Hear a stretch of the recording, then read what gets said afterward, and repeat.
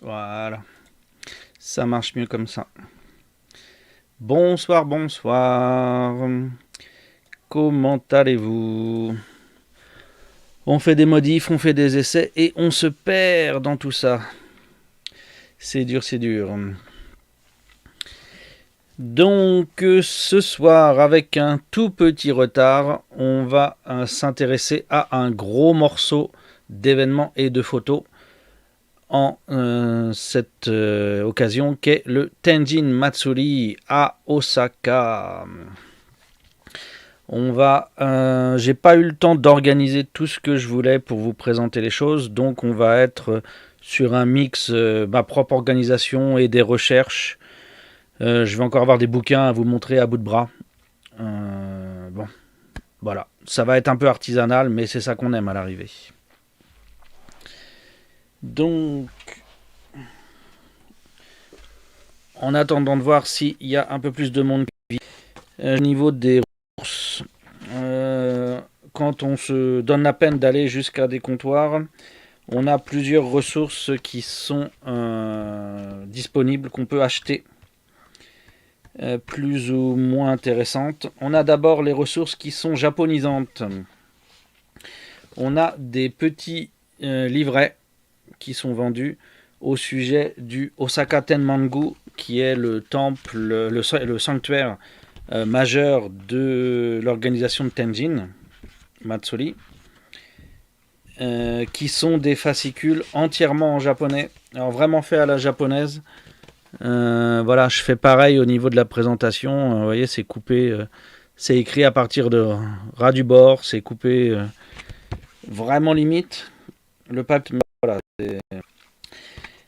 c'est point de vue présentation, c'est un peu à l'arrache.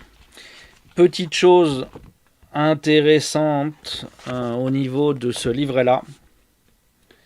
Donc c'est Osaka Tenmangu, hein, c'est comme ça que ça s'appelle, tout en japonais. Mais ce qui est intéressant de celui-là, c'est que vous avez la carte du Matsuri. Vous avez tout le parcours qui va être fait aussi bien par la procession à pied que par la procession bateau. Donc c'est assez intéressant à voir. Ça vous permet de préparer un peu mieux l'événement. À terme, je vais le scanner, ça fera partie des ressources que je mettrai dans le Discord. Si je trouve une meilleure carte, je la mettrai, mais au moins je vais au départ au moins vous scanner celle-là pour avoir un bon début. Petit bonus, vous avez 2 cartes postales qui vous sont offertes sur les dernières pages du truc.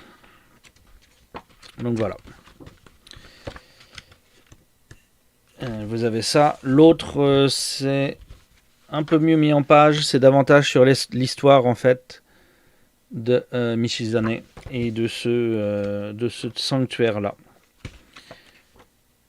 Le sanctuaire de Osaka Tenmangu, il est connu aussi parce que non seulement c'est un Tenjin, mais il est aussi lié à un empereur. C'est l'empereur Kamakura qui a décidé de le construire là, de le faire construire ce sanctuaire à cet endroit-là, parce qu'il a vu la même lumière que Jinmu. Jinmu ayant été le premier empereur qui venait de Kyushu et le sol de Honshu pour la première fois à cet endroit-là. Étant donné les différences de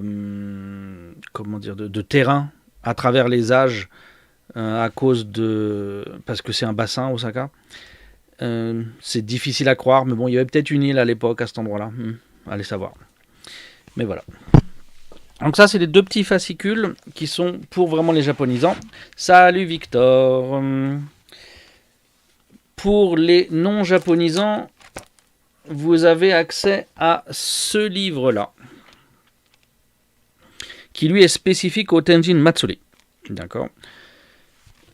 C'est un assez gros livre, et c'est un livre de photos qui vous explique tout ce qui se passe pendant le Tenjin Matsuri, y compris les sections que vous aurez du mal à voir. Donc ça vous donne les différentes explications. Vous avez texte en japonais et texte en anglais. Non, que je trouve... Voilà. Le texte en anglais, bien sûr, est beaucoup plus compact que le texte en japonais. Mais voilà, vous avez des doubles pages où vous avez le japonais d'un côté et vous avez l'anglais de l'autre, comme ça, avec les illustrations. Konbanwa. Parfait, tu l'as bien tapé. Donc ça raconte l'histoire de pourquoi, ça raconte l'histoire de Michizane. Mais donc on va avoir accès dans ce livre-là à la cérémonie du couteau. Ou donc en connexion au début du Matsuri, en fait la première partie, ça va être la découpe d'un poisson qui s'appelle donc la cérémonie de Ocho-shiki. Bon, shiki étant cérémonie, c'est la cérémonie de Hocho, Hocho étant couteau de cuisine. Comme quoi les interprétations dans Hokuto no Ken, des mecs qui faisaient les voix dans Hokuto no Ken, n'étaient pas finalement si étranges que ça. Il y avait du sens quelque part. C'est ça le plus terrible. Donc ça, on peut pas y assister. C'est fait dans une petite salle où on n'a pas accès. C'est que les kanushi et ce genre de choses. Donc avoir dans ce bouquin-là les photos de cette partie de l'événement, bah c'est quand même quelque chose d'intéressant, puisque même pour certains autres festivals qui ont la même partie, comment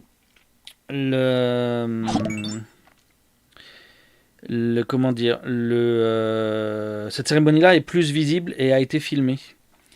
On verra tout à l'heure, je vais aller sur le browser, donc on verra si je trouve, mais je crois pas qu'on puisse avoir la vidéo de ça.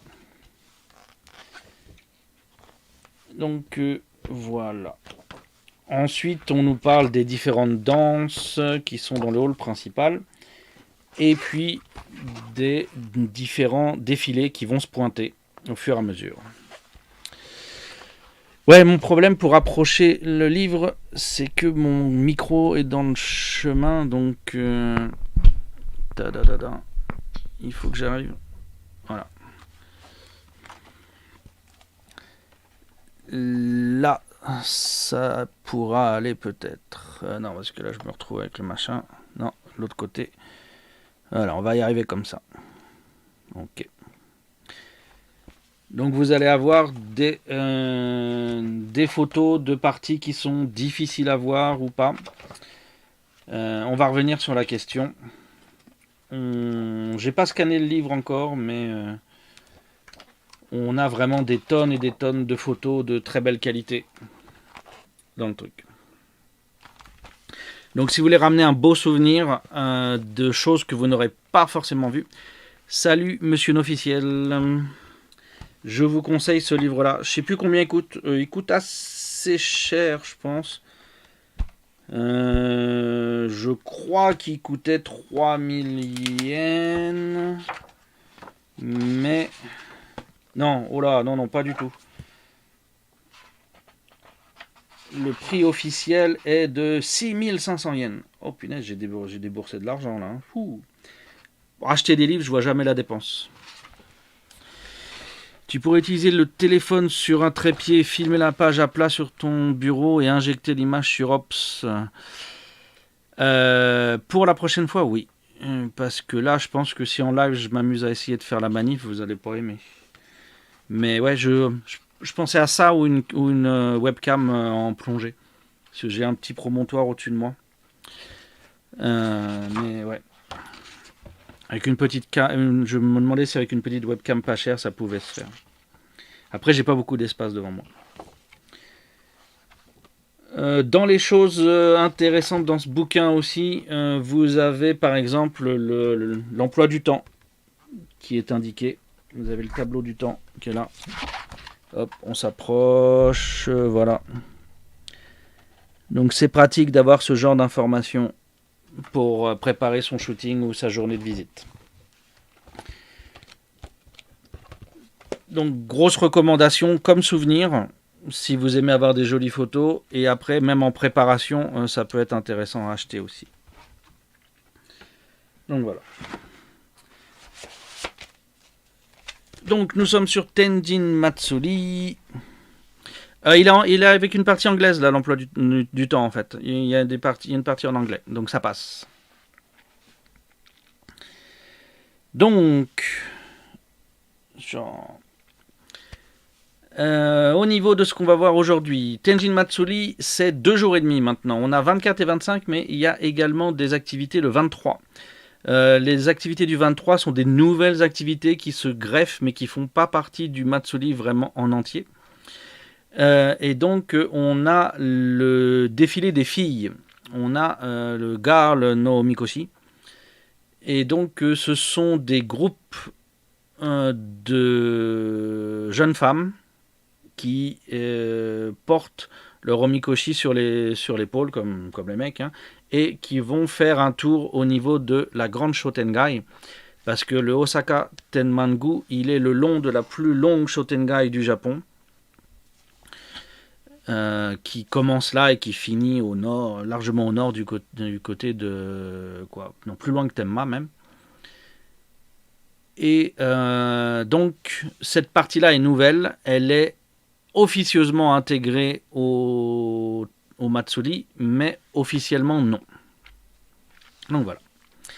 Alors après avoir bablaté comme ça, intéressons-nous donc au 24 et au 25. Qui sont les 2 jours de Matsuri officiels. Alors, il faut que je fasse un truc, c'est que je classe mes photos par date pour ne pas me mélanger les pinceaux. Hop. Trier par date. Voilà. Donc, au niveau du Matsuri, on va avoir le premier jour la cérémonie du poisson, et ensuite ils vont aller nous faire une cérémonie qui va aller au fleuve et qui va être une sorte de bénédiction du fleuve. Donc je coupe ça se cache, et du coup je montre ça. Alors dans tout ce bazar d'images, qu'est-ce que je dois vous montrer en premier? Ce que j'ai conservé de cette cérémonie là, donc c'est ça. Donc vous allez avoir un défilé qui va quitter le sanctuaire, qui va remonter la rivière un peu jusqu'à un pont. Et au niveau de ce pont, il y a les restes d'un autre sanctuaire dans lequel ils vont faire une cérémonie, plutôt pas mais une cérémonie. Et lors de cette cérémonie, ils vont bénir ce que je pense est du Nihonshu. Et ensuite, ce Nihonshu va être emporté sur une barque qui est là, protégé divinement avec le bambou, les éclairs accrochés sur la ficelle. C'est que des kanushi. Il y a de la musique mystique avec. Et vous voyez ici le camarade qui est en train de vider le contenu de son récipient en bambou dans la rivière. Donc en gros, si j'ai bien compris, c'est une offrande au dieu qui est concerné par ce Matsuri. On dédie du saké, et au lieu de le poser sur son autel, on va aller le verser dans l'eau. Donc voilà. Ensuite, on va sur quoi? On va avoir des préparations dans le sanctuaire qui vont précéder qui vont occuper l'espace, plutôt pour être précis, entre les différents défilés.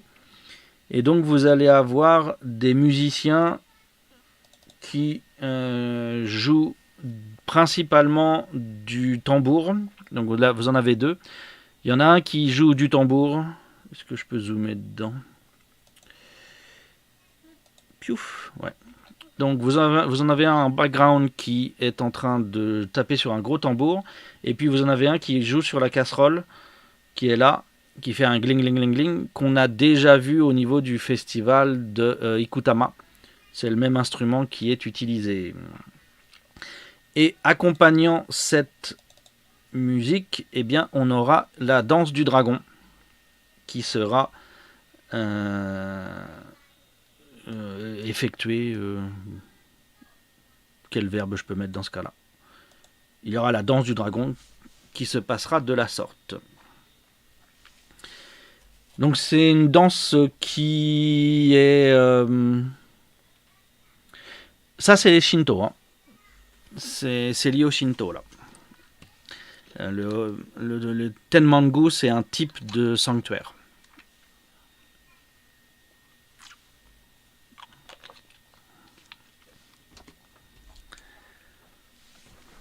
Donc la danse la danse du dragon, vous allez la reconnaître en fait parce que un parallèle avec la conception judéo-chrétienne. Bah si en fait, tu vois, quand pendant la messe, on va dire que ceci est mon sang et on va dédier un liquide, tu vois, pour la divinité. Bah là, c'est du saké qu'on va les mettre dans la rivière. C'est toujours une sorte d'offrande, c'est une offrande. Hein. Et puis les défilés, en fait, c'est des processions jusqu'au lieu. Oui, enfin, on est sur le même genre d'action basique. Alors, c'est pas une offrande à la rivière, c'est une offrande à la divinité liée à la rivière, en fait. L'alcool, toujours de l'alcool. Oui, mais toujours le même. C'est toujours du Nihonshu qu'on va offrir. C'est toujours c'est comme vous avez dans Kimi no Nawa. C'est à l'origine le riz mâché qu'on a gardé qui va vieillir et qui va faire du Nihonshu sacré. C'est que ça qu'on va offrir dans les cérémonies. Après, il y a des offrandes dans les maisons, etc., où ça peut être de la bière, parce que par convenance ou par praticité, mais c'est normalement le Nihonshu qu'on doit offrir aux divinités.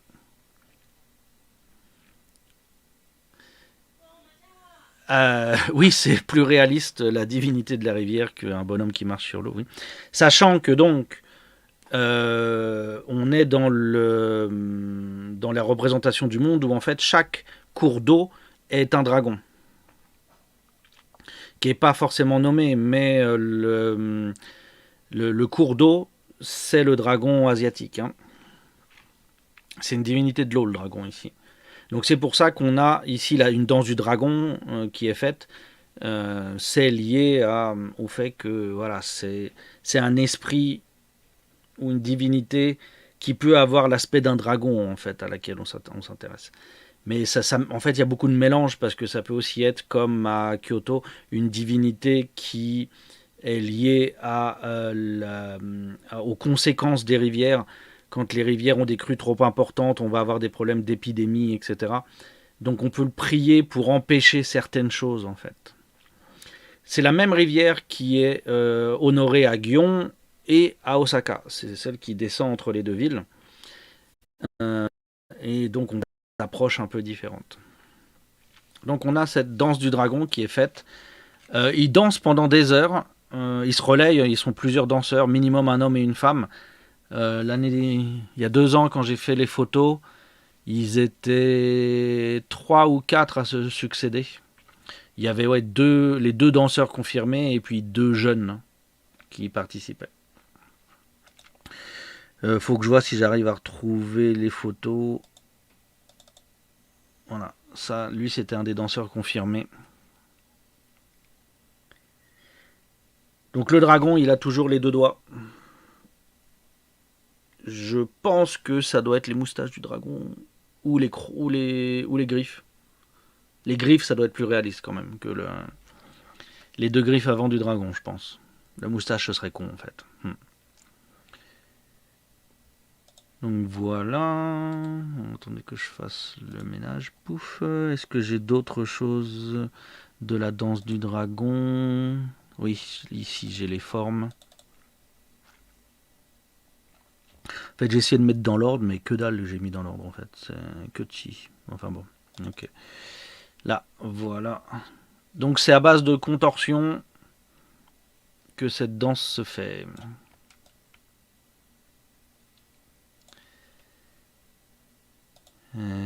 Qu'est-ce qu'on a d'autre? Celle-là.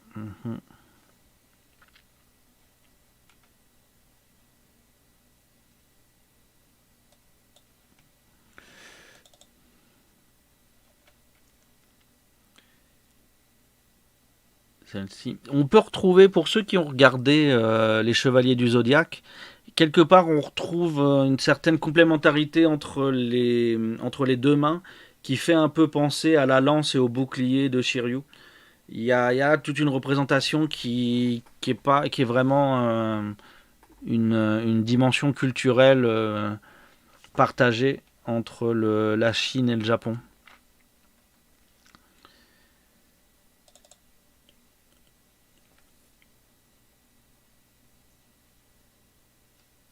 Donc malheureusement, je ne prenais pas de vidéo à l'époque, donc j'ai pas de vidéo, mais ça aurait été cool d'avoir des vidéos de ça en fait. Ce sera mon challenge pour la prochaine édition, donc l'édition 2022, puisque 2021 a été annulée. Au niveau de la cérémonie de l'eau tout à l'heure, cette image-là on l'a vue. Ça c'est autre chose, donc non. Ok, il n'y a que ça. Ensuite, c'est donc un Matsuri qui se fait en deux parties, une partie au sol avec défilé, parcours des omikoshi et puis danse. Donc on aura par exemple une danse Shishimai. Moins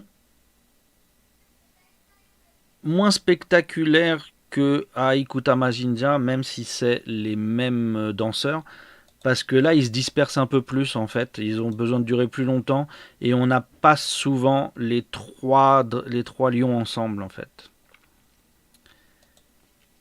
Mais voilà. Ensuite, cette appli n'est pas encore parfaite, c'est pas encore celle que je voulais qui me permet de faire qui me permet de faire tout ce que je veux. Que les miniatures, ça va pas. Je voudrais des trucs où ce soit plus miniature et info. Non, ça fait avoir encore moins de choses. Mon besoin de passer des photos, j'ai pas encore résolu quand même.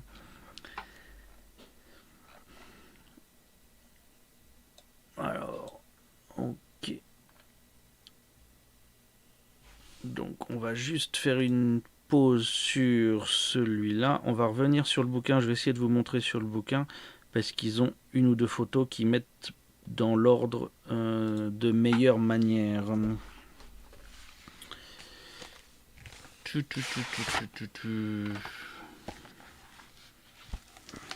Au niveau de la danse et des drôles.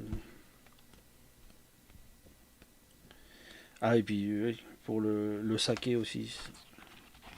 Oui. Commençons par la cérémonie du saké où on a plus de choses. Hop, on a les photos comme ça.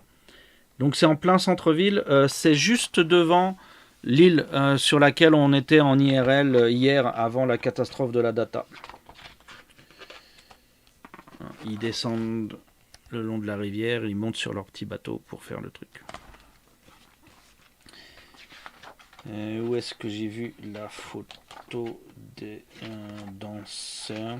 Le Tenjin Matsuri était plus impressionnant dans les années 80-90 que maintenant. Il a beaucoup réduit en nombre de pratiquants et en activité.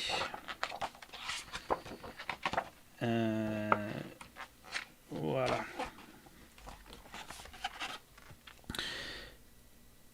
Une image plus spectaculaire de la danse du dragon. Voilà. Alors, puisqu'on parlait d'alcool, ce qui est amusant à voir, c'est que derrière, là, c'est que de l'alcool qui est dédié à ce kami-là. Et donc, ils ont des tonnes et des tonnes de bière que, bien entendu, dans le backroom, ils se partagent et ils descendent tranquillement sur les 2 jours de festival.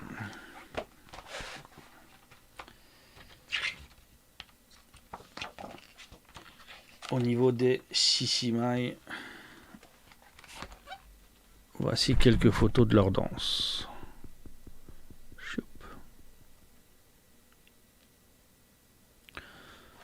Donc vraiment, ce livre-là, c'est un trésor de photos. Donc entre les moments où on va donc s'entretenir, s'occuper, ou plutôt on va s'occuper entre les moments importants. Les moments importants vont être les mouvements de omikoshi. Les omikoshi vont être déplacés dans une retrouvée par les taiko sur roue qu'on avait au Ikutama Jinja, qui vont se faire maltraiter de la même manière. On va encore les faire tomber, les faire tourner, etc. C'est un peu moins rude que pendant le Ikutama Jinja. Donc techniquement, tous ces Matsuri qui commencent au printemps et qui vont continuer jusqu'à juillet, c'est en fait la même démarche, c'est en fait dans un ensemble. Et le Matsuri de Ikutama Jinja est une sorte de préparation au Matsuri de Tenjin.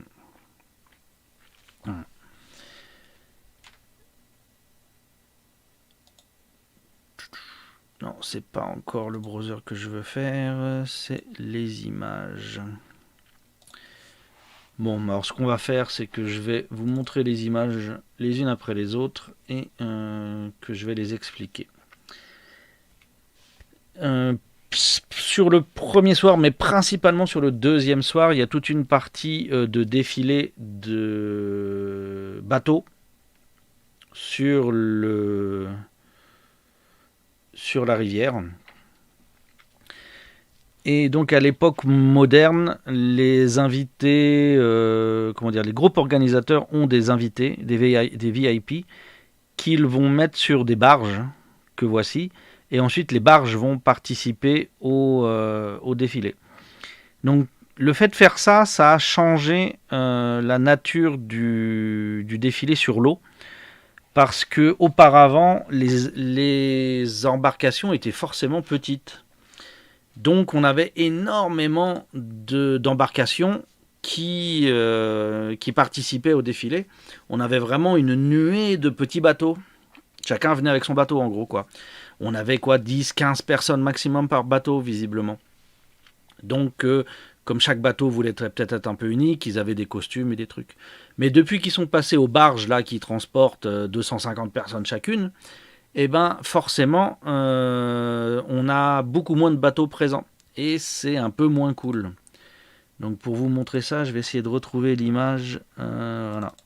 Il y a une fresque qui montre Tenjin époque Edo. Et vous voyez, on a plein de petits bateaux. Après, c'est peut-être plus que 15 au maximum. Il y a peut-être des bateaux à 50, quoi. Les ponts, je doute que ça ait été si haut, mais enfin bon. Il y a des représentations d'artistes particulières. Mais vous voyez, c'était vraiment une grande flotte de bateaux qui participaient à ça. Certains bateaux transportaient les omikoshi, comme vous avez là au centre de l'image. Et ce qu'on ne voit pas trop, c'est que vous aviez aussi des bûchers qui étaient sur bateau. Donc là, fallait une bonne paire. Hein. Je vous ai pas, si je vous ai montré ça au pont hier, en IRL. Né. Au début, quand on est descendu sur l'île, on avait les fresques, et donc on avait la fresque du feu sur les bateaux. Donc voilà, c'était au milieu de ça. Il y avait quelques petits risques quand même à faire ce Matsuri. Hein.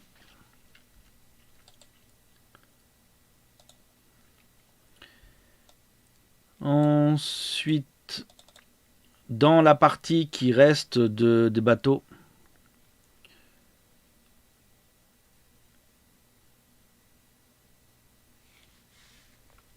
les VIP sont vêtus pour la cérémonie.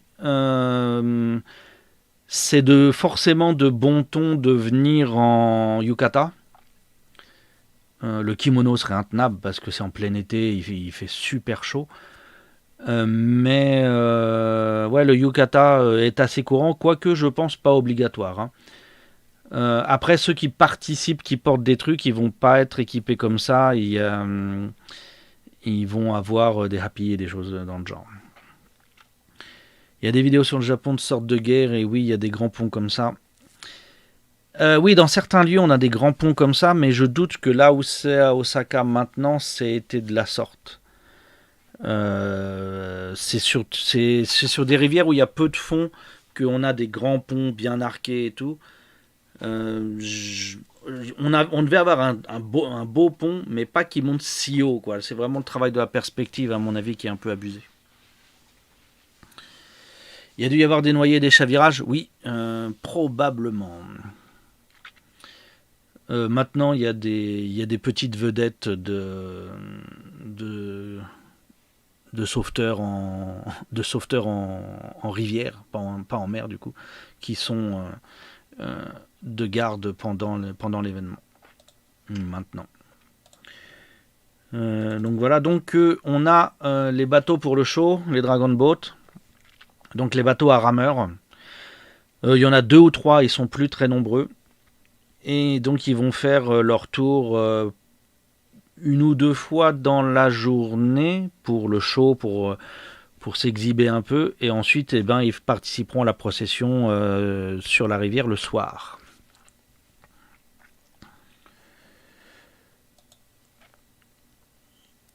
Donc pour arriver à les prendre, on a un pont, un des ponts qui passait au-dessus de l'île. Techniquement, c'est le premier pont, le pont où on est descendu sur l'île hier. De ce pont-là, j'ai pris ces photos-là.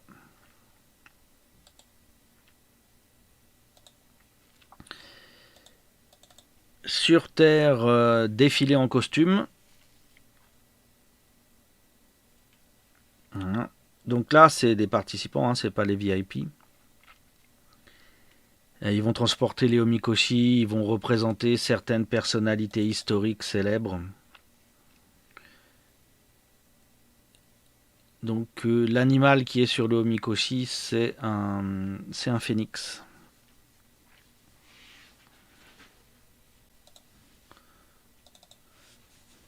Donc le problème pour prendre des belles photos sur un festival comme ça, que ce soit Gion ou Tenjin, c'est que on a toujours le problème de l'arrière-plan qui est plein de gens ou avec les bâtiments modernes. C'est rare d'avoir des vues qui permettent d'avoir des belles des beaux fonds. Donc c'est pour ça aussi que les Japonais font des lentilles avec une capacité à faire des flous de focus très important parce que voilà, eux aussi ils se rendent compte que les photos là elles tapent pas assez et qu'il leur faut quelque chose pour cacher le background qui est inévitable.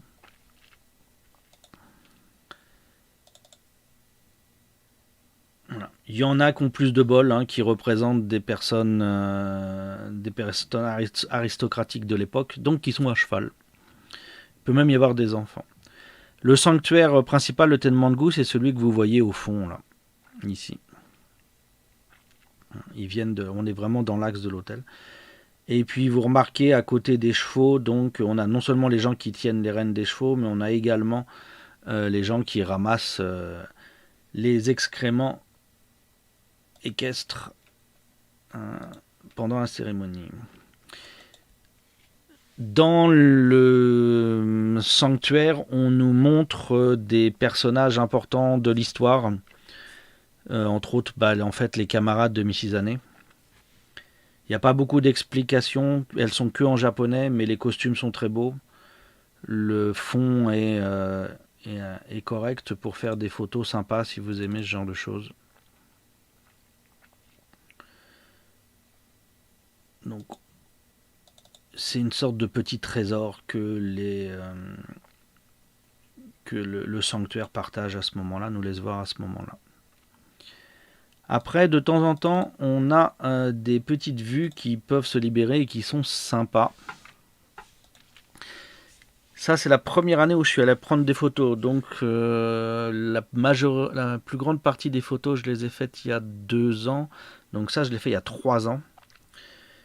Et en fait, parce qu'ils ont beaucoup de passages et de gens qui doivent faire l'intendance, on a sur l'arrière de la scène, entre la zone du Kami et l'oratoire, en fait, ils ont un passage une technique et on peut un peu s'incruster là et arriver à avoir une vision qui est dans le sens opposé de d'habitude. Donc là, je suis derrière le Kanoushi, face au Mikoshi, comme lui en fait. Ce qui est une vue très très rare à avoir, parce que d'habitude, il faut être sur la scène de l'oratorium pour arriver à faire ce genre de photos, et il le laisse pas trop faire. Donc là, je m'étais jeté sur cette opportunité quand j'avais vu ça. Donc je suis assez content de ces photos-là.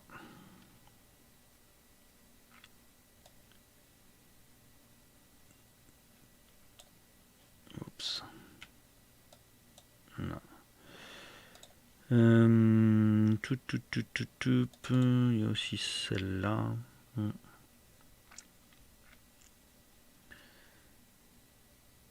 Donc là, ils sont en train de faire la prière avant d'emporter le Omikoshi sur leurs épaules.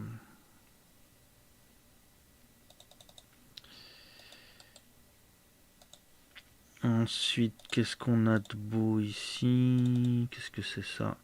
Donc ça, c'est la scène vue de devant. Donc ce qu'il a remarqué, c'est que ils espèrent quand même que vous posiez des offrandes. Donc ici, en fait, vous avez un passage qui permet de marcher de la scène de l'oratorium jusque devant les Mikoshi.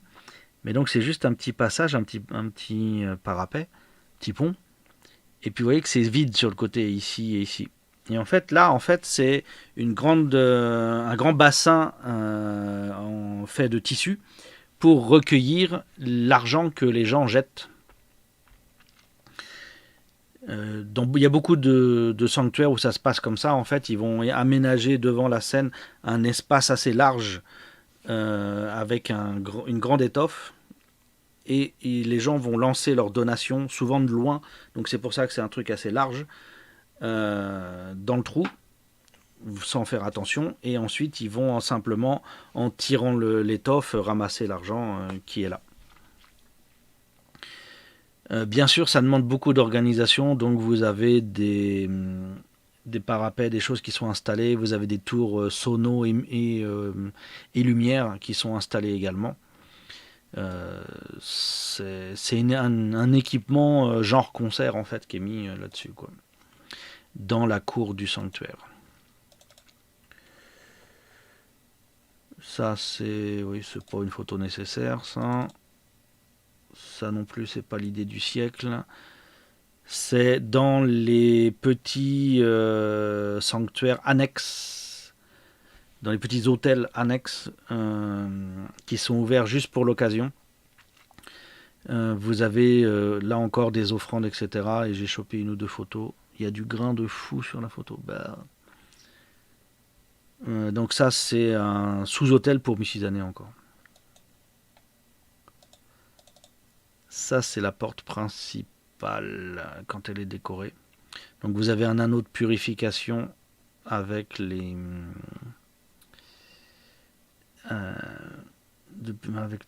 est fait avec de la paille techniquement de riz ici.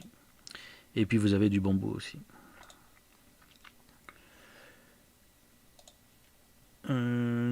ça c'est l'entrée de la Shotengai, donc la plus longue du Japon, qui est donc liée à cet événement et à ce sanctuaire.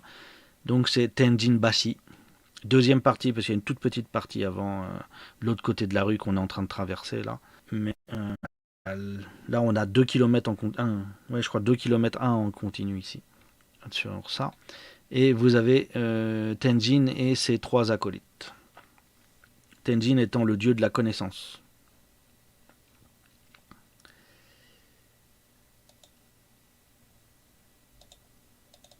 Ensuite, là, on voit un peu plus vraiment la longueur de la Shotengai, de la galerie. On n'en voit pas le bout quand on est à ce niveau-là.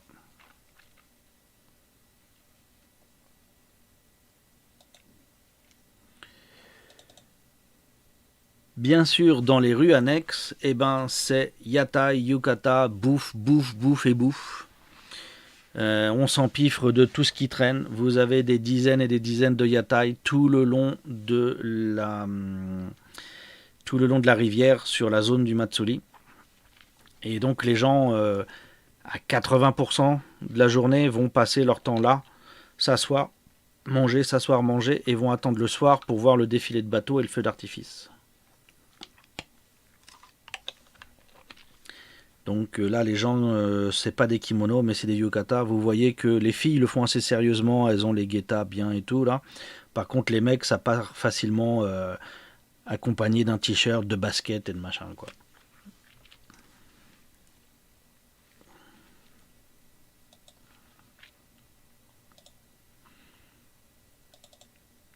On continue sur les yatai. Tous les bornes. Les yatai, c'est les stands de nourriture.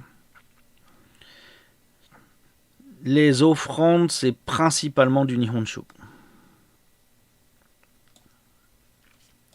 Donc on appelle yatai un stand de bouffe extérieur comme ça, temporaire. Il n'y a pas que de la bouffe, il y a aussi des jeux de fêtes foraines ou ce genre de choses. Ils vendent des ballons, des jouets d'extérieur pour les enfants ou ce genre de choses. Il faudrait que j'ai un moyen de voir mieux. Non, moi je porte pas de yukata parce que je serais obligé d'aller acheter la taille sumo. Et je me retrouverais à walper dans la rue, comme de le dire. Donc non, je porte pas de yukata. Je porte éventuellement les happy et puis les versions short vest, mais pas les yukata longs. Ça va pas avec mon physique d'exception. Un peu de dignité quand même. Ouais, quand même un peu, quoi. Il faut.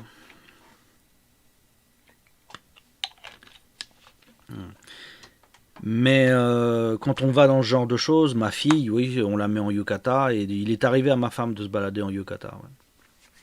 Maintenant qu'elle vieillit, ça l'intéresse moins, mais quand elle avait la vingtaine et début de trentaine, elle mettait volontiers son yukata pour sortir. Il doit être quelque part d'ailleurs dans le coin. Alors ça c'est mon dressing qui est là. Pour vous dire à quel point ma maison est grande. À vue de nez, le yukata doit être quelque part là-dedans. Hein. Je le chercherai. Si je le trouve, je le montrerai dans un live. Donc voilà, qu'est-ce qu'on a après ça encore Donc avec les stands, on a forcément des lieux pour s'asseoir, pour manger, puisque c'est mal poli au Japon de manger en marchant. Mon cul sur la commode. Hein. En fait, la moitié des gens mangent en marchant, l'autre moitié s'assoit et prennent toutes les places. Donc voilà, par nécessité, on finit toujours par le faire. Mais au départ, c'est prévu qu'on s'assoit pour consommer en effet.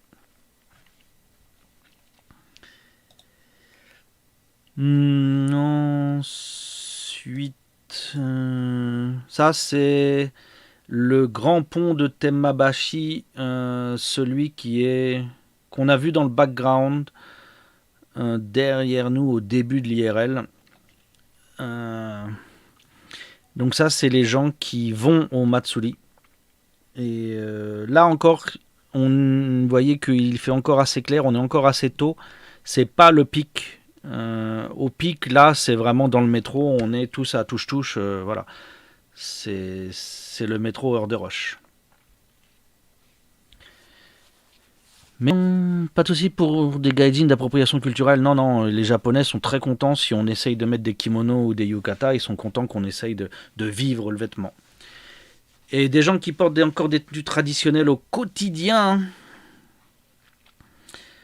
Dans certains milieux, le port du kimono est pas quotidien mais est très régulier. Et les yukata, les jeunes aiment bien, les filles, les jeunes femmes aiment porter le yukata quand elles sortent comme ça. Le kimono étant très cher, ça va être réservé plutôt à des moments d'exception. Sauf pour les gens qui font des arts japonais traditionnels du genre ikebana, cérémonie du thé. Pour la cérémonie du thé, il faut absolument se mettre en kimono quand on la fait sérieusement, hein, pas quand ça nous est présenté comme des touristes. Hein.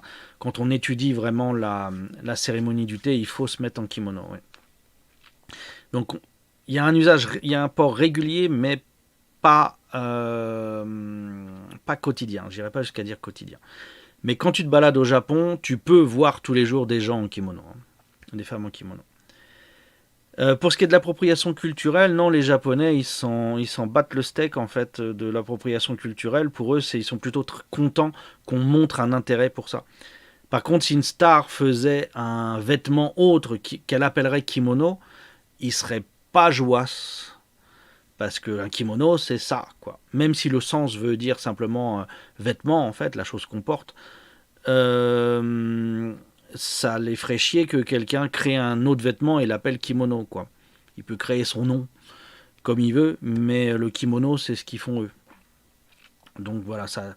Après, les Japonais sont pas du genre à gueuler sur qui que ce soit en général. Je vous parle pas de Twitter, hein. Mais voilà, les Japonais en général gueulent pas sur les gens de manière publique. Les scandales qu'on peut entendre de temps en temps, c'est des toutes petites minorités qui s'expriment dans des endroits très particuliers pour être entendues en fait. Donc voilà. Donc surtout si vous venez au Japon et que vous le voulez, essayez les kimonos, essayez les yukata. Les Japonais sont très contents qu'on s'intéresse à ça. Ça leur montre que leur patrimoine a une valeur. Donc ils aiment ça. Après, il faut pas faire porte-nawak avec, quoi, hein, mais ils sont contents qu'on essaye. Les bateaux à rames de tout à l'heure, qui sont là, il n'y a plus vraiment d'éléments course entre eux sur ce festival-là. Il y a un autre festival où c'est davantage de la course. Là, ils sont plus assez nombreux pour que vraiment ce soit un objet du truc. Là, les gens qui s'amassent le long de la rivière pour voir les bateaux et après ça, le feu d'artifice. Eux, techniquement, je pense qu'ils sont mal barrés parce que le feu d'artifice va être derrière. Ici, ils sont sur le... Je crois. À moins que là, quand ils sont là... On a... Oui, ça c'est Kyo. Ah non, oui, peut-être que le feu d'artifice est face à eux. Possiblement. Mais au moins, ils regardent la procession de bateaux, c'est sûr. Ensuite... Là. Donc, héritage... Ah, salut Red. Tu trouves les hakama plus jolis? Ouais, après, c'est pour notre œil, c'est plus sympa, oui. Le kimono, ça met beaucoup de conditions sur la façon dont on le porte aussi. Donc, il y a beaucoup de codes qui passent dans le kimono, alors que le hakama, il y a beaucoup moins de considération sur ça. Ici, vous voyez les restes de ce qui était dans le temps. Ouais, on a des lampes qui sont portées. C'est pour ouvrir et pour fermer le défilé normalement.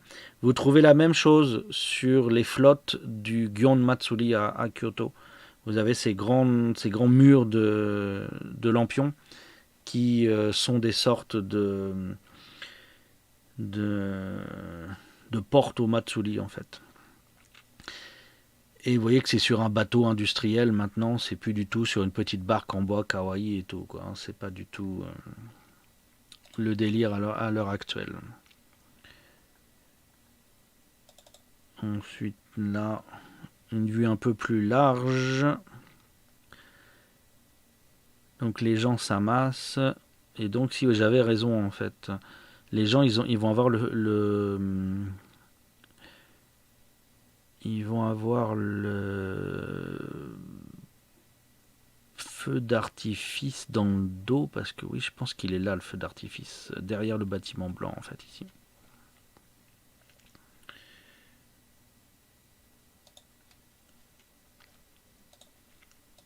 Ensuite, ça, on a déjà un petit peu un gros plan. On voyait là le pont qui d'habitude est un pont qui permet de passer d'une rive à l'autre.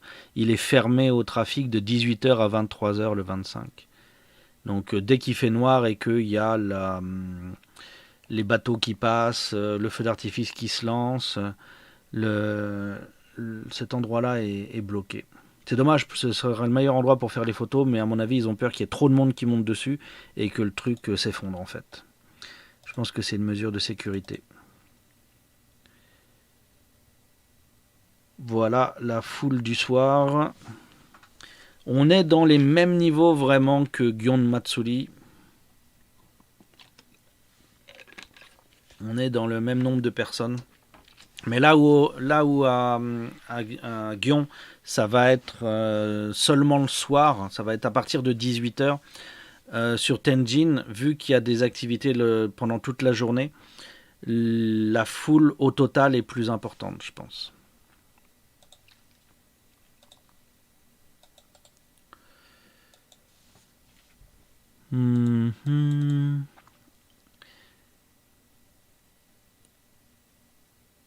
Les bateaux à rames qui passent sous le pont de Temmabashi.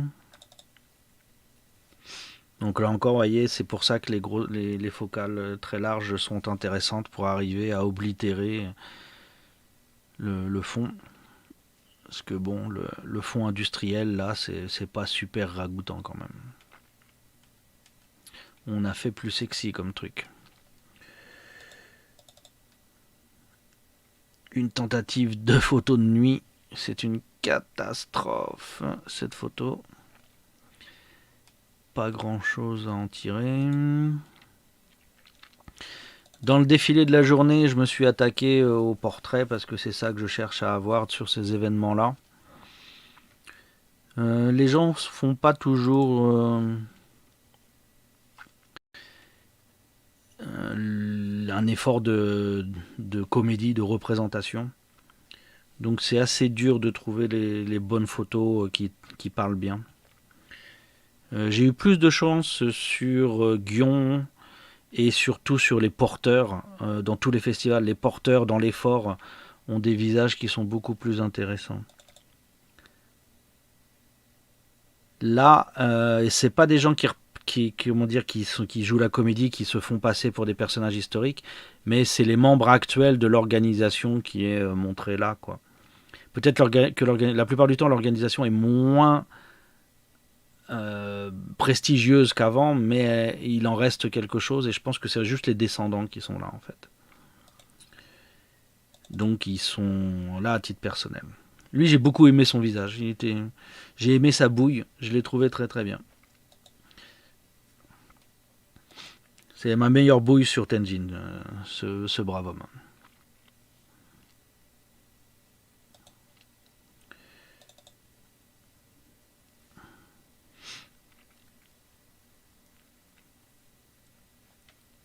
Leur femme, donc kimono, ombrelle et uchiwa, donc l'éventail qui ne se plie pas. Ça c'est fait, c'est la danse du dragon. Comment il se contorsionne. Voilà. Mais c'est réfléchi. Je crois pas que ce soit des chorégraphies fixes, c'est un peu du freestyle, mais ils ont des poses qu'ils veulent atteindre en fait. Ah, tiens.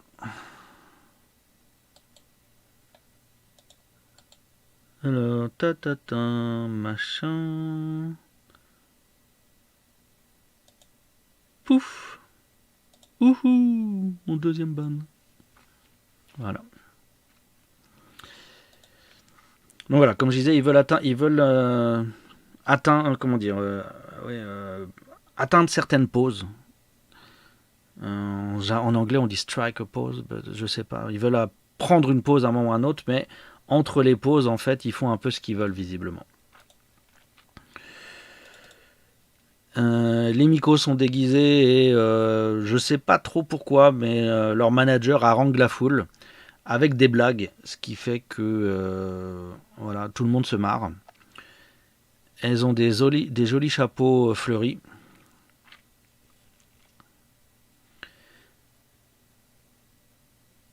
Ce sont les princesses des fleurs, c'est ça? C'est Hime, ce kanji là à droite.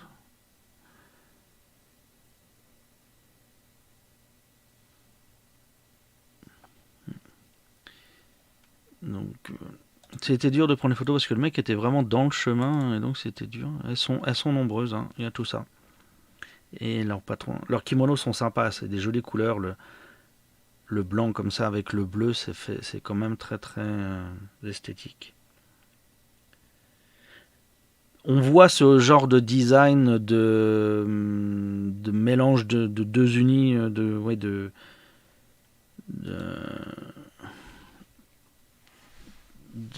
cohabitation de deux unis comme ça, assez rarement sur les kimonos de tous les jours ou pour les cérémonies comme le thé, etc. C'est beaucoup plus strict, beaucoup plus sérieux sur les kimonos de cérémonie. Et ces kimonos-là, qui sont plutôt des kimonos ou des yukata plutôt en fait, pour les matsuri, sont beaucoup plus fun. Un yukata d'été, normalement, il est fleuri, des couleurs légères, bleu, rose, printanier-été, quoi. Mais là, ceux-là sont spéciaux matsuri. Ensuite, les gens que j'aime bien aller chercher dans la foule, voilà, c'est les porteurs des omikoshi dans les forts. Donc après, selon la disposition, on n'a pas toujours la photo qu'on voulait parce que les gens bougent et tout, mais voilà. Moi, c'est ça les photos que j'aime bien les prendre. Je prends d'autres photos pour documenter, pour montrer sur les lives maintenant, mais aux clients. Mais point de vue artistique, les photos que je cherche, c'est celles-là, moi. Les photos des porteurs, des gens dans les forts pendant les matsuri. Le cœur japonais, il est là parce que tout d'un coup, c'est vraiment un acte religieux au niveau des sensations du cœur. Il donne vraiment tout dans ce truc-là. Ça en fait pas des fous de Dieu, mais c'est vraiment il y a une passion, il y a une passion religieuse dans l'acte, quoi. C'est vraiment se dépenser son corps et son esprit pour l'activité religieuse qui est là et transporter la divinité d'un lieu à l'autre.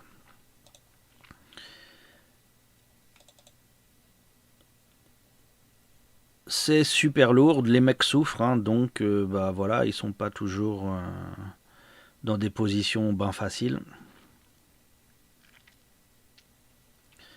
Donc ils doivent porter le truc, ils doivent le secouer, ils doivent pousser. Quand il y a deux mikoshi, ils se poussent l'un l'autre, ce genre de choses. Là, ils sont pas encore suants et haletants, mais ça viendra plus tard, quoi, dans les festivités. Ceux qui doivent diriger ce genre de choses sont souvent vraiment arc-boutés vers l'arrière pour influencer la masse. C'est très lourd. Le mikoshi en lui-même est super lourd. C'est du bois, du métal. Voilà, ça pèse plusieurs tonnes. Et puis, je pense que ça pèse 2 tonnes et demie, je pense. Et puis, ensuite, on a tous les mecs qui le portent et qui poussent vers l'avant, qui sont vraiment une force, comment dire, qui n'est pas agile. Et les mecs qui font la direction devant, comme lui, là, ils sont en fait arc-boutés contre les autres pour arriver à avoir une influence sur la direction.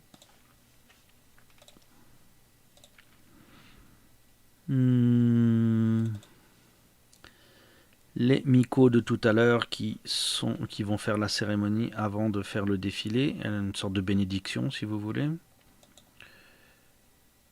Il y a des photos qui sont assez floues.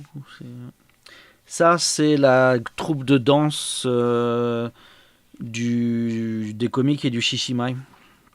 Donc là, c'est la danse de l'ombrelle dans cette section-là. Donc en fait, elles font différents mouvements avec l'ombrelle, comme si c'était un bâton de majorette en gros. Et elles font ça en groupe dans le défilé et c'est assez cool. C'est très joli.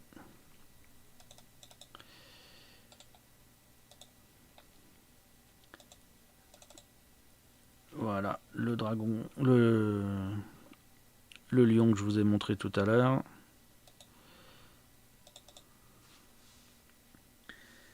Ça, c'est les porteurs de Omikoshi qui font une photo de groupe. Ils prennent la pause pour tout le monde. Dans mon bouquin, il y a davantage d'étrangers. Là, on a une étrangère, je pense, la dame qui est ici. Après, c'est que des japonais. On a hommes et femmes avec des rôles différents. Dans le temps, il y avait un Omikoshi entier qui était avec des étrangers. Est-ce que je vais arriver à mettre la main dessus rapidement? Voilà. Il y avait le International Tenjin qui était moche, hein. Mais il y avait dans le temps, dans les années 80, il y avait des étrangers qui portaient un Omikoshi dédié et qui pouvaient prendre le relais du coup sur le Omikoshi de la divinité principale. Ah, c'est que des étrangers dans le truc. Maintenant, on a quelques étrangers dans la foule, dans la foule des participants, mais donc pas qui fait, hein, pas qui regarde. Mais il n'y a pas de groupe constitué de seulement étrangers. Ça c'est fini. Le Japon a tendance, depuis 25 ans, à se refermer sur lui-même.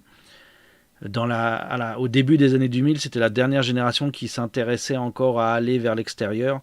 Les jeunes générations maintenant sont plus refermées sur le Japon en fait. Ils voyagent moins. Aller étudier à l'étranger, ça les intéresse beaucoup moins qu'avant. Voilà. L'ambiance a changé sur les Matsuri comme dans la vie au quotidien. Toujours notre danseur de la danse du dragon. Nos porteurs. Celui-là, c'est un petit Omikoshi.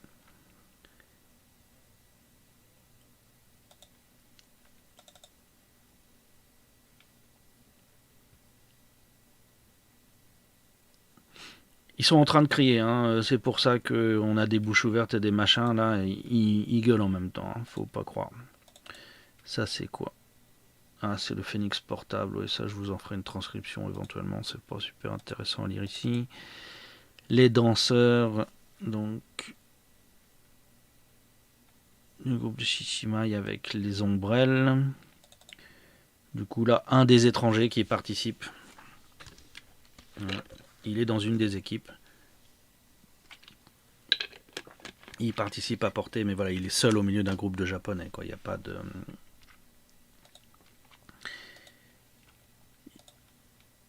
Il n'y a pas de groupe d'étrangers. Là, vous avez la séance de secouage avant de partir pour le défilé. Et ensuite, en revenant du défilé le lendemain. Donc, dans la cour, devant l'hôtel, les Omikoshi vont être secoués pour se faire remarquer en fait du kami qui est à l'intérieur. Et donc ils se poussent en fait les uns les autres pour arriver à prendre le devant de la scène et puis se faire bien voir. Dans les porteurs, là, j'aime beaucoup cette photo, même si elle n'est pas bien cadrée comme il faudrait. On voit dans le fond qu'on a une ou deux étrangères. On a une blonde, c'est sûr, celle de gauche, ça pourrait être une japonaise, c'est difficile à dire. Mais on voit qu'on a des étrangères qui participent. Donc, dans beaucoup de groupes, on a un étranger, des fois deux, qui peut être trouvé. Voilà, c'est pas fermé aux étrangers. Si vous avez les bons contacts, vous arrivez à rentrer là-dedans. Ça, c'est le Girl Omikoshi, les filles du Girl Omikoshi qui viennent porter omikoshi officiel, elles amènent pas encore le leur dans la procession pour autant que je sache. Et voilà. Alors les pervers, des fois, attendent avec impatience de voir les girls omikoshi, parce que en fait, sous leur veste là, elles ont en fait un bandage qui leur fait le tour de la poitrine. Donc il y a des mecs qui ne rêvent que d'une chose, ce qui arrive de temps en temps, c'est que le bandage se défasse un peu et que du coup on se retrouve avec une poitrine exposée. C'est quand même super rare. Hein, voilà. Celle-là, je l'aime bien aussi. On a une bonne perspective, on arrive à voir assez son visage. Ouais, celle-là, je suis assez content en fait. On a une vue qui reste bien dans le Matsuri, on n'a rien qui gêne dans la perspective. Je suis content sur celle-là.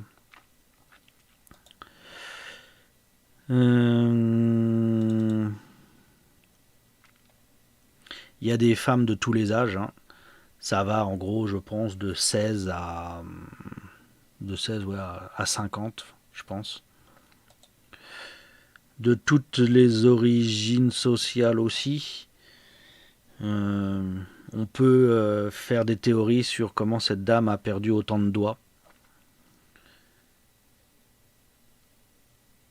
Ça a l'air de pas être congénital, ça a l'air d'être accidentel.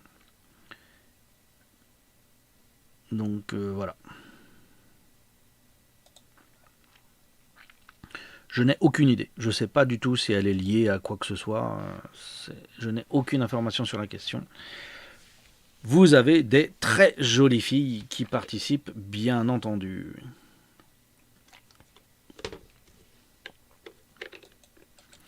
Les très jolies filles ne sont pas contre l'effort.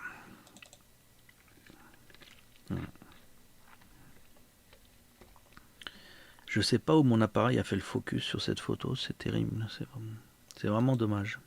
J'ai hâte que Tenjin se retienne pour que je puisse refaire des photos correctes. Celle-là, ça va être en focus, c'est bien. Attends. Ça n'a pas l'air d'être trop dur pour elle, hein. Elle se repose sur sa main, ça va. Elle n'est pas traumatisée par l'effort. Elle, quand même, elle en donne un peu.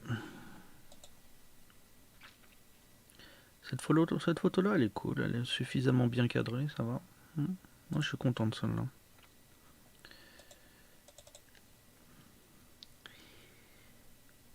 Les messieurs, eux, ils sont beaucoup plus dans l'effort. Là, il y en a deux, ils souffrent quand même sévère. Hein. Là, la petite étrangère de tout à l'heure, en fin de parcours, elle a du mal. Ça en chie. À voir la cale sur ses mains, je pense que c'est quelqu'un qui pratique le karaté.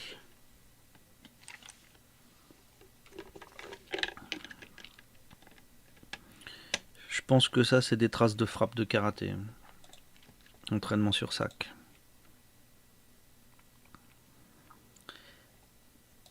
Donc voilà, elle est intégrée à un groupe de japonais qui fait ça et donc elle peut y participer sans que ça gêne qui que ce soit. Ça, c'est ma meilleure photo de portrait dans le Matsuri. Gros coup de bol sur le timing pour avoir les trois mecs alignés comme ça. Si le focus avait été mis sur celui du milieu, ça aurait peut-être été mieux, je sais pas. Mais j'en suis très content, c'est ma préférée. Ils ont différents visages, différentes expressions, je suis content de celle-là.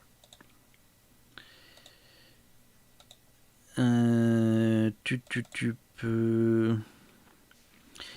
Là, vous reconnaissez nos camarades de Ikutama Jinja qui vont taper sur les tambours montés sur des chars avec leur chapeau caractéristique.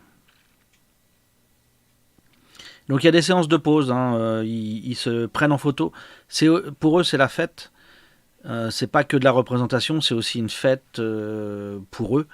Donc ils s'arrêtent, ils prennent des photos, ils délirent quand même les mecs. Hein. Il n'y a pas de...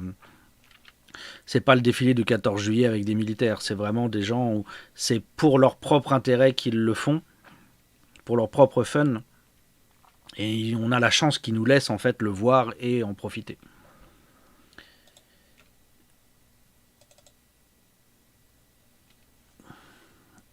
Justement, là, dommage que le focus ne soit pas fait comme je voulais, mais ils sont sur leur char avec le tambour. Et là, en premier plan, c'est un bateau qui est d'abord monté là et qui ensuite va être descendu dans la rivière pour le 25. Donc il défile dans les rues avant d'être mis à l'eau avec les enfants. C'est un de ceux qu'on a vu au début, hein. C'est un des Dragon Boat qu'on a vu sur l'eau. Vous pouvez reconnaître au design. Donc les enfants, même si ça rame pas, voilà, ils font les cris qu'il faut et ils y mettent du cœur. Je pense qu'à tout choisir, celle-là est peut-être ma deuxième favorite. Des photos d'enfants comme ça, c'est quand même bien sympa.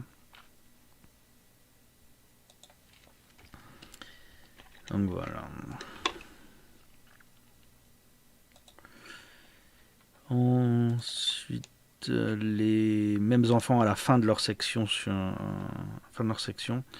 Donc là, ils sont en train de faire une dédicace, on va appeler ça. Donc ils arrivent devant un spot particulier qu'ils doivent honorer, et donc ils vont l'honorer en faisant des battements de main. Pas tout à fait des applaudissements, mais voilà. Les Japonais aiment bien se synchroniser le chi avec des battements de main. Avec mes potes, on fait les activités du Nouvel An, voire même des fois juste des activités de bricolage sur la propriété. Les leaders vont souvent nous faire un moment de battement de main en cherchant à nous mettre synchro. C'est satisfaisant pour eux. C'est comment dire, l'homogénéité du groupe s'est maintenue jusqu'au bout si on fait ça à la fin, ou alors on a créé l'homogénéité du groupe pour que ça marche dans la journée pendant l'activité. Il y a beaucoup de choses qui passent comme ça par les battements de main. Donc là aussi, par exemple. Voilà le bateau une fois qu'il a été mis sur l'eau.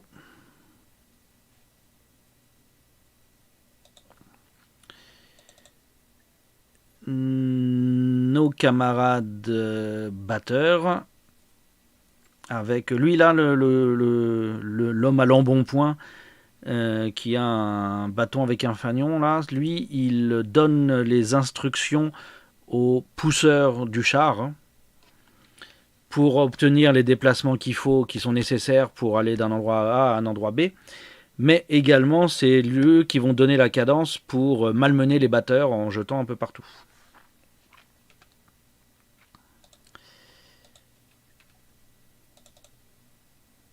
Photo d'une nuit de la danse des ombrelles. Donc c'est un grand groupe de danse, hein, c'est une grande troupe de danse. Et il y a de tous les âges. Ça va des enfants aux adultes, il y a de tout.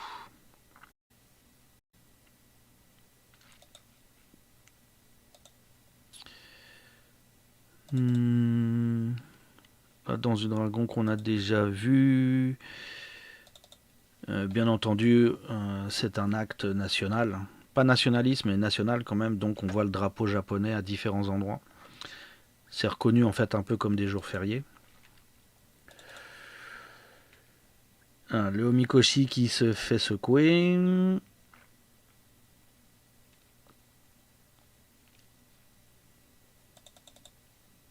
Donc ils s'amusent comme des fous là. Hein. Voilà. Ils sont dans leur délire. C'est un très bon moment pour eux.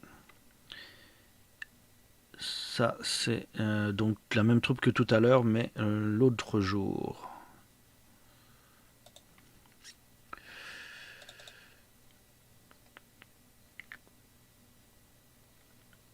Les cordes, si j'ai bien compris, en fait, c'est pour sécuriser un peu plus, parce qu'ils peuvent vraiment être emportés par leur élan et aller s'écraser dans la foule ou ce genre de choses. Donc les cordes sont une autre sécurité pour s'assurer qu'ils ne dépassent pas certaines limites et qu'on reste sans risque. Ça aide à la direction.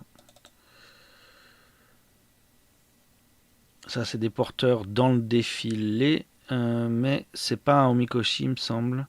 C'est en fait une chaise à porteur, si je me souviens.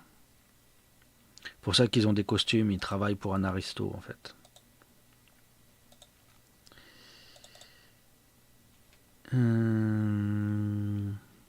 Là, j'étais encore dans ma recherche de portraits pendant le défilé.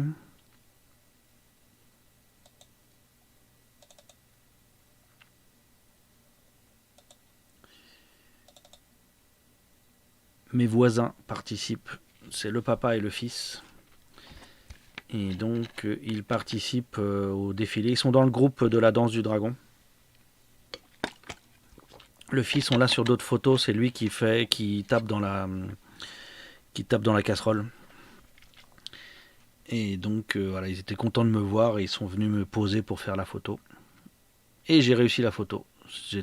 J'étais content.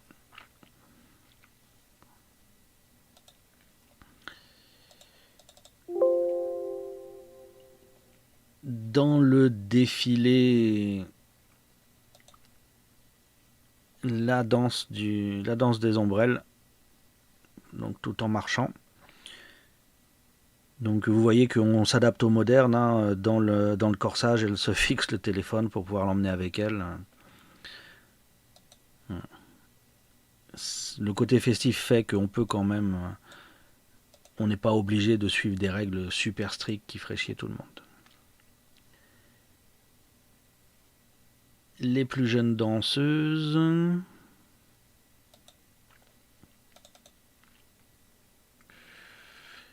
Ça, c'est les meneuses des plus jeunes.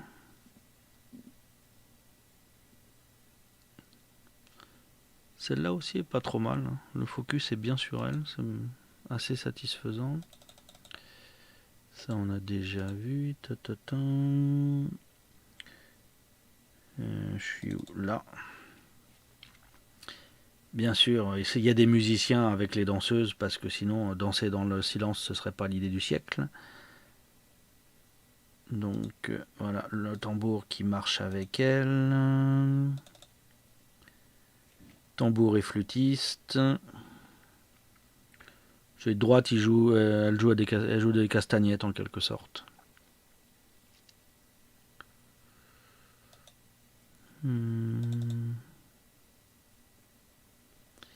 Les danseuses.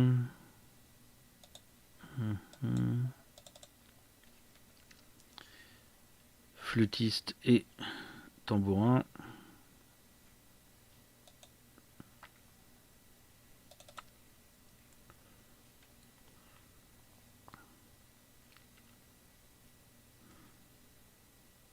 J'aurais dit que c'était une très jeune femme, j'aurais dit 16-17 ans, mais avec une alliance au doigt. En fait, elle est peut-être plus âgée que ce que je ne pensais. Mais elle est mieux sur l'autre photo. Là, j'étais trop près quand j'ai voulu la centrer. Elle tape mieux sur la première photo, en fait. Jishimai, voilà. Donc, fait aussi par les enfants, par les futures générations. Ça, c'est quoi déjà ces filles-là? J'ai oublié. C'est des personnages particuliers, c'est des courtisanes ou quelque chose comme ça.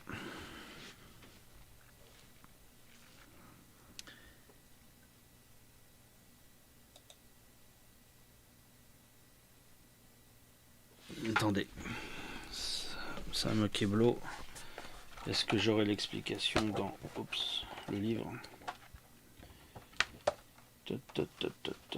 Faut vraiment que je scanne ces photos-là parce qu'elles sont 10 000 fois mieux que les miennes pour la plupart. Le défilé.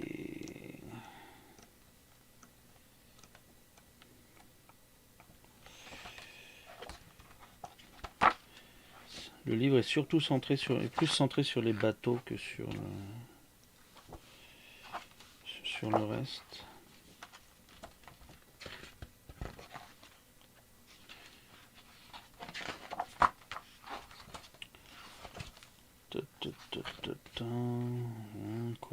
Voilà, les ombrelles.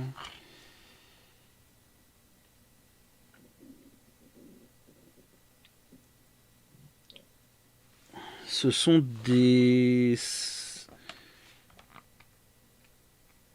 des domestiques de cour en fait.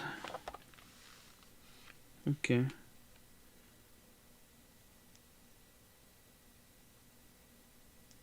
Que je regarde le mot japonais parce que le mot anglais m'a l'air douteux. Japonais ici. Uneme. Est-ce que ça sort?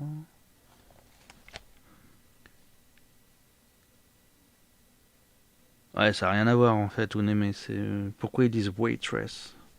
Ça viendrait de wait en fait et non pas de. Alors en japonais, en dictionnaire anglais, waitresses, ça peut avoir un autre sens.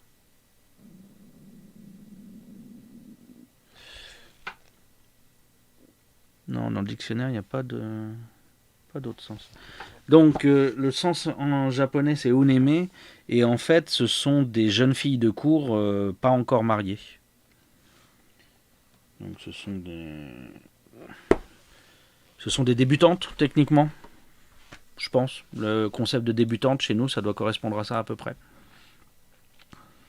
Donc, c'est pour ça qu'elle se cache le visage. Hop. Le Dragon Boat qui remonte le long de l'île qu'on a parcouru hier. C'est très loin, très zoomé, donc c'est pour ça que c'est pas très en focus. Qu'est-ce qu'on a ensuite? Non, ça on a déjà vu. Qu'est-ce qu'on a d'autre?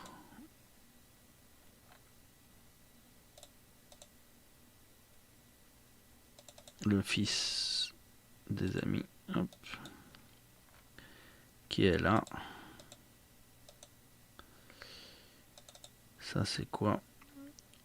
Ça c'est Tenjin à l'époque Meiji.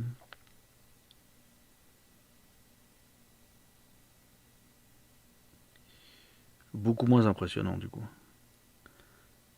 Et ce qui l'intéressait, c'était la partie derrière, où les gens allaient au mint. Ouais, c'est pas spectaculaire comme truc quand même. Donc voilà. Il y a des explications en japonais sur pas mal de choses, mais pas grand chose en anglais sur place.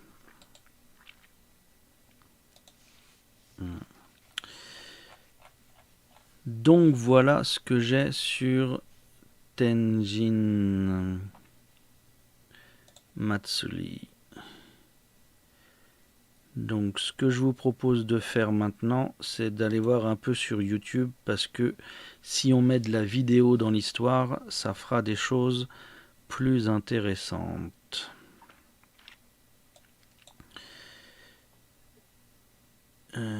Donc je mets ça, et nous voilà arrivés dans YouTube.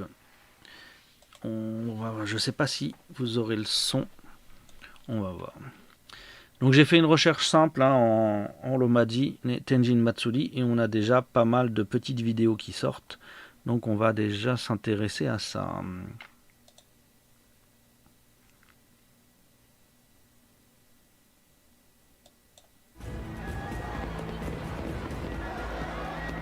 Est-ce que vous avez le son de la vidéo? Est-ce que le son passe?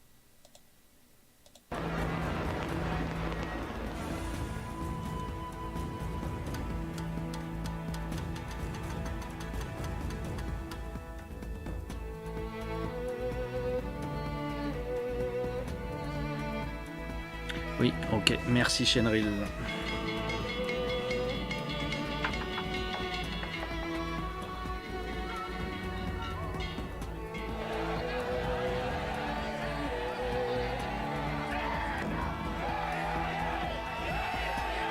Regardez comme ils se font malmener les mecs.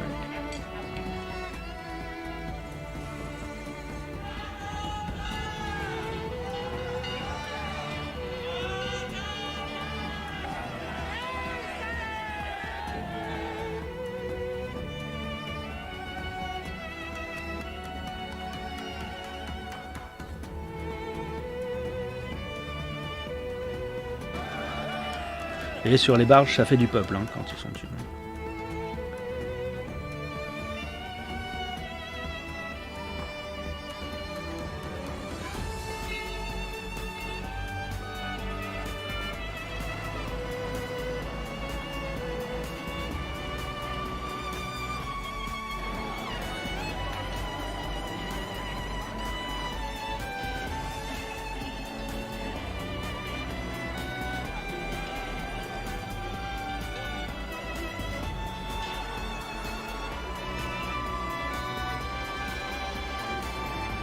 Il y a tellement de parties que j'ai même pas encore pu voir de mes propres yeux parce que j'étais pas au bon endroit au bon moment. C'est dur de tout voir parce qu'il y a une telle foule qu'on peut pas bouger en fait. Quand on est dans un spot, il faut protéger son spot et dès qu'on bouge, on se retrouve dans une position plus précaire. Donc il faut vraiment, chaque année en fait, y aller avec un spot différent et savoir qu'on veut voir quelque chose de différent, quoi.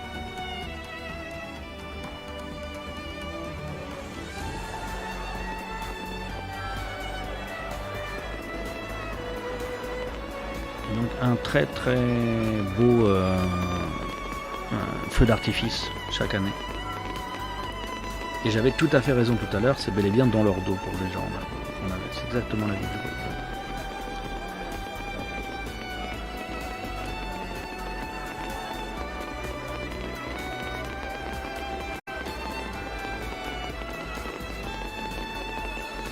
Ils ont des images sympas. Le compte c'est Welcome Kansai, il n'y a que 63 subscribers. La vidéo date de 2015.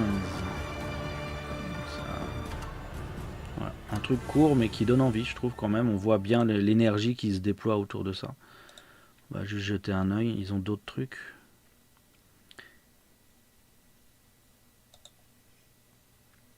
Kimono Yukata Ren Shop, machin. Leur dernière vidéo date de quand?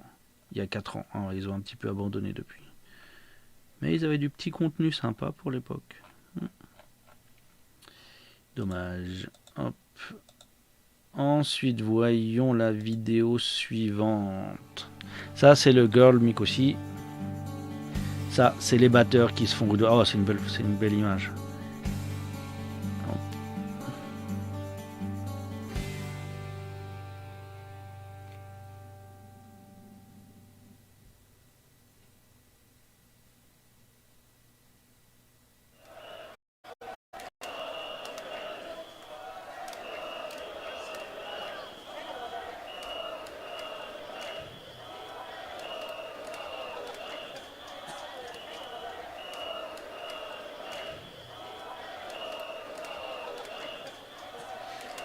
Voilà, 1,3 million de personnes, le 25 seulement, sachant qu'il y a le 24 avant.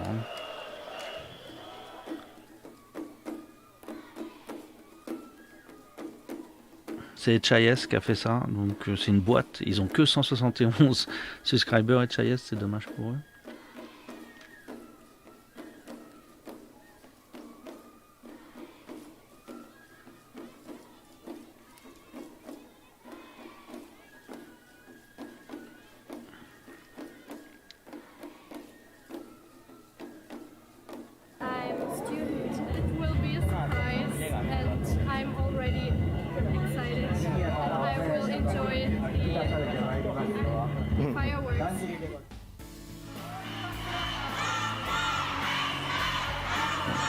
Aussi.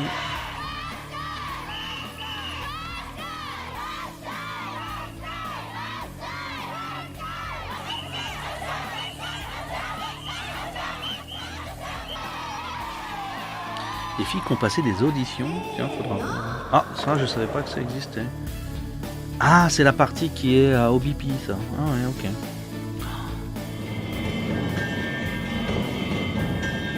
Ils font ça aussi pendant le Tenjin? Ouais, mais si je vais là-bas et que je me loupe, je perds 3 heures. Regardez-moi ça comme les pauvres mecs sur le tambour qui doivent continuer à jouer alors qu'on les secoue dans tous les sens. We are from France. It's the first day that we are in Japan. It's interesting to see.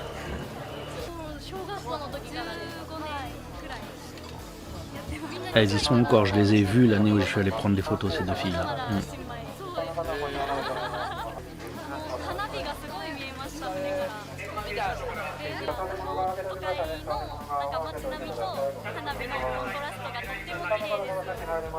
Ouais, je sais pas si j'aurais dit ça pour ce qui était joli.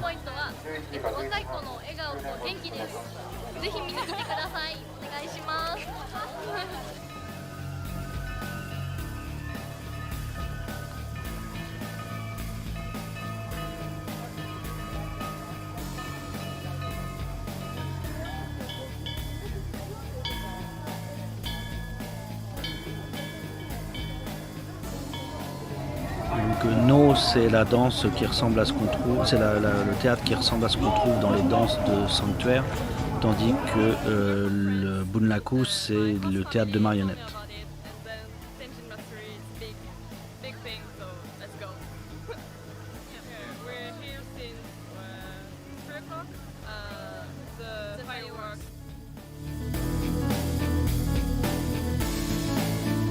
Tous les yatai.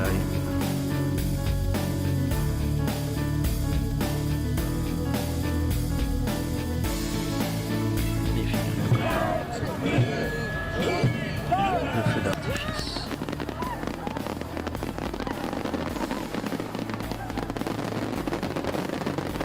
Et donc il est tiré directement au-dessus de la ville. Hein.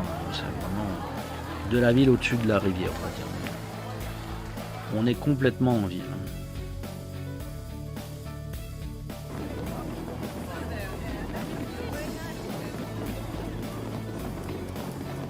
Et il n'est pas extrêmement haut en plus, comme feu d'artifice.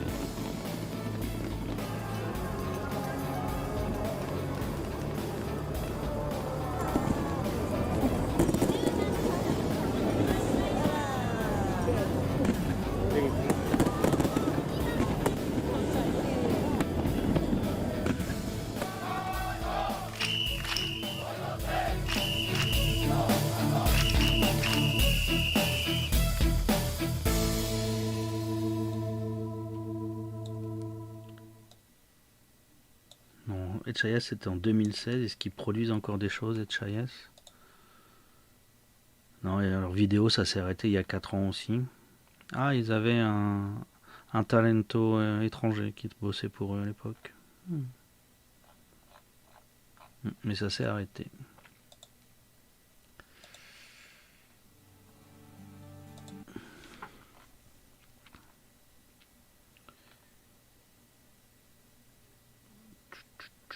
Ah voilà, Tenjin Matsuri Festival Osaka, qui a 1 an, c'est donc pas celui de 2020, donc ça doit être des images de 2019, donc les mêmes que moi.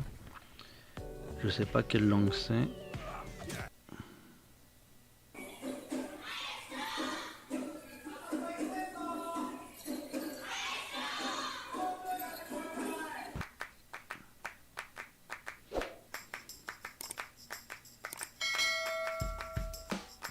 Indonesian. Hai guys, welcome to my channel.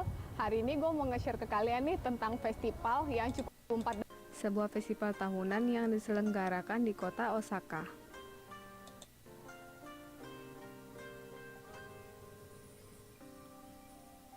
Festival ini juga merupakan festival perahu terbesar. Dalam bahasa Jepang, Tenjin artinya dewa langit dan Matsuri artinya festival.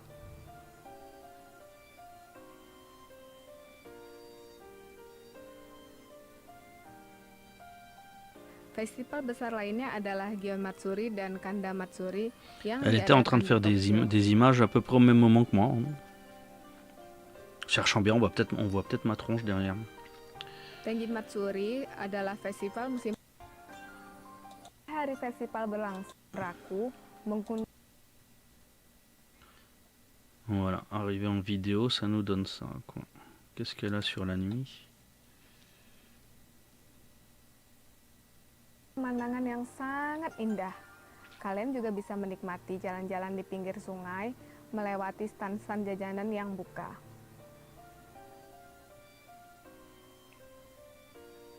Ah, et ceux qui s'interrogeaient pour l'appropriation culturelle,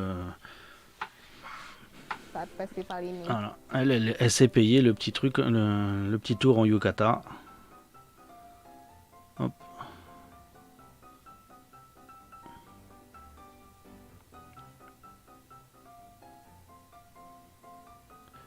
Compatible avec le voile. Ça gêne personne, le mélange ne gênera strictement personne.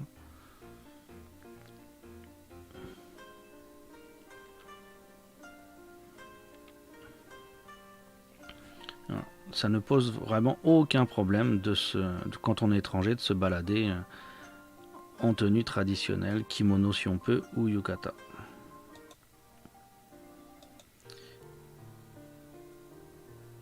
Ça c'est le site c'est pour ça qu'elle a des belles images du feu d'artifice. Elle avait un bon site.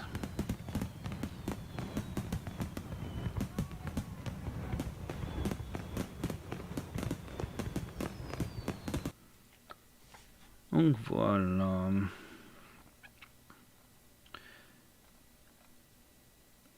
C'est à peu près tout ce qu'on aura d'original. Après, ça va être répétitif. Donc voilà, c'est ce que je voulais vous montrer au niveau du Tenjin Matsuri qui se tient en temps normal les 23, 24 et 25 juillet de chaque année à Osaka. C'est à peu près tout.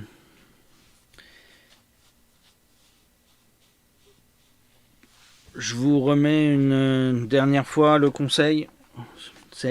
Il est assez cher, mais il a des super photos d'il y a 30 ans, mais ça reste valable.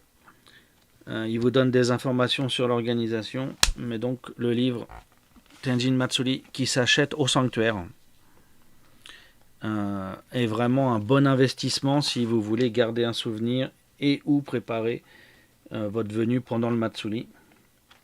Vous aurez un repère visuel sur tout ce que vous avez besoin ou ce que vous aurez envie de voir pendant le Matsuri. Voilà, il a cette tronche là.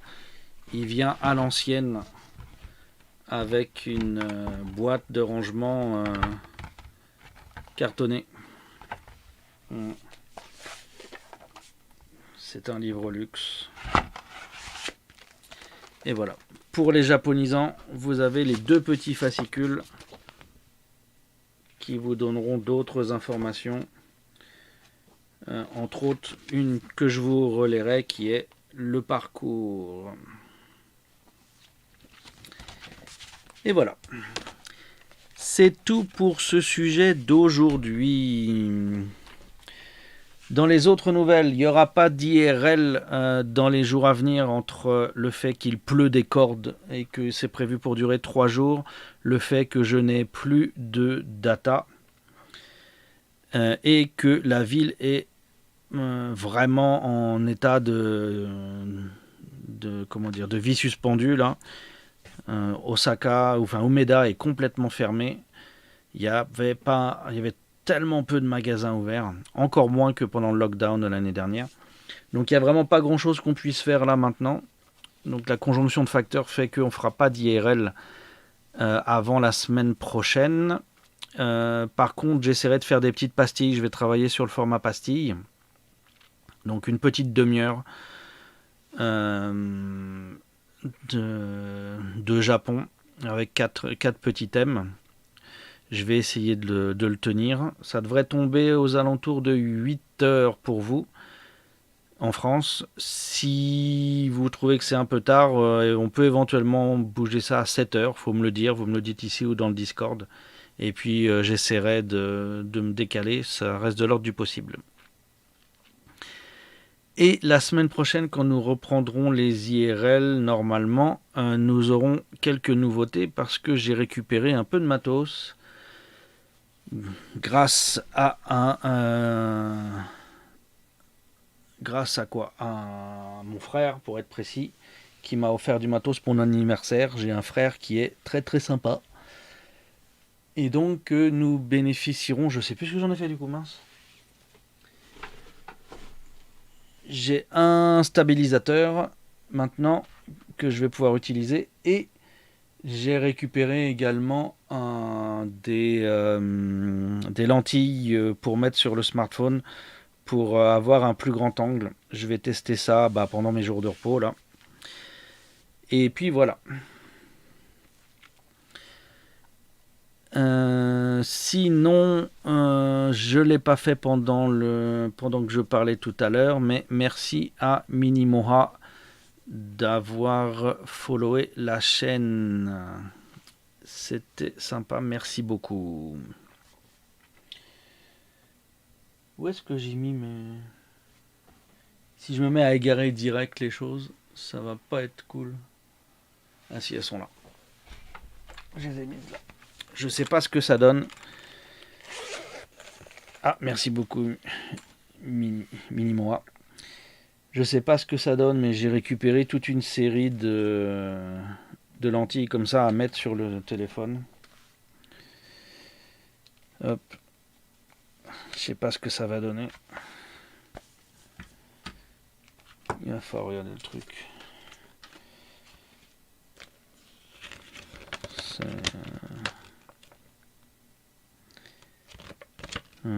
Normalement, j'ai une 198 fisheye, je sais pas si je veux la fisheye, mais j'ai un 0,63 quelque part. Donc ça devrait aider. Voilà. Vous verrez peut-être des photos sur l'Instagram ou dans le Discord si je fais des tests que j'ai envie de montrer pour une raison X ou Y. Est-ce que c'est écrit dessus ce que c'est? Lens, machin truc. Ah putain dit. Ah, ça c'est le kaléidoscope. Ouais, ça n'a pas l'air d'être écrit les choses, c'est un peu chelou. Il faut faire preuve de... Oui, c'est mystère. Regardez, si vous montez ça, ça aura un effet. À vous de savoir lequel c'est. Ah non, c'est là, voilà. Fisheye 198. Ah, c'est écrit sur la tranche. Ok. Donc voilà, c'est tout pour le petit brief matos que j'ai reçu aujourd'hui. Je suis en train de regarder pour la data pour arriver à reprendre ça au plus tôt. C'est pas tout à fait simple. Les offres illimitées sont toujours un peu cheloues. Donc on va voir. J'espère que ce que j'ai explosé comme data sur le truc familial, c'est la consommation glissante sur 3 jours. Et donc dans ce cas-là, j'aurai peut-être la possibilité de faire un petit live sans souci lundi. Sinon, on va voir. Parce que les puces prépayées, ce genre de choses, il faut avoir la machine pour mettre dedans. Visiblement, mon iPhone n'est pas décimloqué, alors que j'ai pas de... Ça fait 2 ans qu'il n'y a plus de provider dessus. Enfin bref, c'est un peu chelou. Mais j'ai vu que j'étais pas le seul. J'ai vu des streamers anglophones sur la ville qui avaient aussi des problèmes dans le genre. Donc bon. On est tous dans la même galère.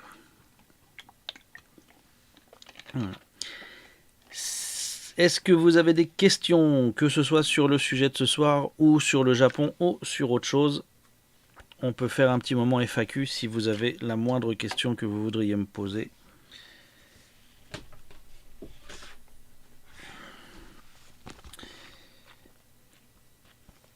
J'ai sorti un truc, il faut que je me coltine ça, un de ces quatre.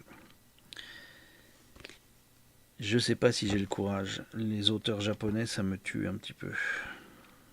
Mais bon, pour améliorer la compréhension de la visite du Ginkakuji. Si j'arrive à avancer assez vite dans ce livre-là, le sujet de la semaine prochaine sera probablement une discussion recherche et étonnement sur le Kinkakuji. J'aurai pas des tonnes de photos, mais j'aurai quelques photos qui, je pense, alors, pas que des photos que j'ai faites, mais disons des sources graphiques qui devraient vous surprendre. Donc voilà, on va croiser les doigts, on va essayer de bosser un peu dur pour que ça passe, et normalement on arrivera à faire le sujet pavillon d'or la semaine prochaine. Ok, je ne vois pas de photos de questions popées, donc je vais vous laisser là. Merci beaucoup de m'avoir regardé. J'espère que ça vous a intéressé, j'espère vous revoir pour les prochains programmes, et je vous souhaite une bonne fin de journée.